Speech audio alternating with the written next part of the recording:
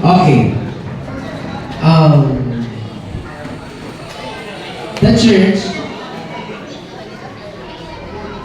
church, nag-prepare of something. Okay? So, katugin ngayon, Timia, nga, dili lang spiritual, dili lang po financial. Ang sa inuman diya, gabay na ang sa inuman diya. Yes, this is an exclusive event for the mothers. So, dili lang financial, dili lang po spiritual. But, kinahanglan po na silang material. Okay? So, wala pong mag-ingon na kung material dapat expensive. Diba, Timia?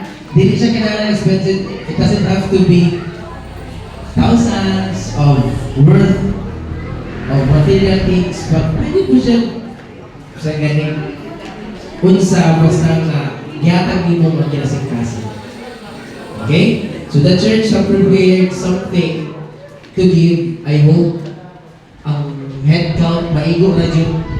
Okay? And don't worry, mana mo ano, wala na buti anak na buti din isip ba isip bata na ayaw ka pala naaray mo tumula na ano. Okay? Kabulungin ang uban na wala tao dito sa mga mukamang panaglawan